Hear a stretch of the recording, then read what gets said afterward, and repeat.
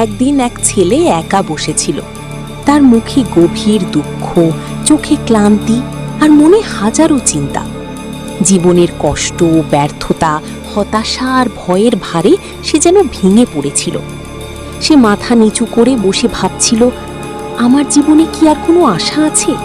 আমি কি কখনো এই কষ্ট থেকে মুক্তি পাব? চারপাশে যেন নীরবতা। ঠিক তখনই সে অনুভব করল যেন জিসাস ক্রাইস্ট তার পাশে দাঁড়িয়ে আছেন। তার মুখে ছিল শান্তি আর কণ্ঠে ছিল ভালোবাসা। যিশু স্নেহভরা কণ্ঠে বললেন, তুমি খুব চিন্তায় আছো, তুমি দুঃখে ভেঙে পড়েছ, হতাশায় জর্জরিত, আর ভয় তোমাকে ঘিরে ধরেছে। কিন্তু আমি তোমাকে বলছি, ভয় পেও না। তুমি কি আমার কথা শুনবে? যদি আমার কথা শোনো, তাহলে তোমার হৃদয়ের কষ্ট ও বেদনা দূর হবে। ছেলেটি মাথা তুলে তার দিকে তাকালো। তখন যিশু তাকে 3টি শিক্ষা দিলেন। প্রথম শিক্ষা, ঈশ্বরের উপর ভরসা করো। তোমার সব চিন্তা ও বোঝা ঈশ্বরের হাতে দাও, কারণ তিনি তোমার যত্ন নেন। একা সব কষ্ট বহন করার চেষ্টা করো না। দ্বিতীয় শিক্ষা, ভয়কে নয়, বিশ্বাসকে বেছে নাও।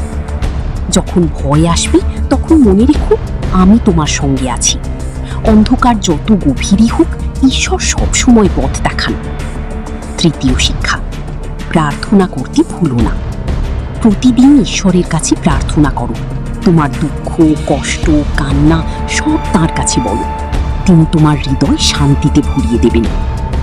এই কথা শুনে ছেলেটির চোখে জল চলে এলো। সে চোখের জল মুছে মাথা তুলল। তার ভাঙা হৃদয়ে নতুন আশা জন্ম নিল। সে বুঝতে পারল, কষ্টের মাঝেও ঈশ্বরের দিকে ফিরলে মানুষ নতুন শক্তি পায়।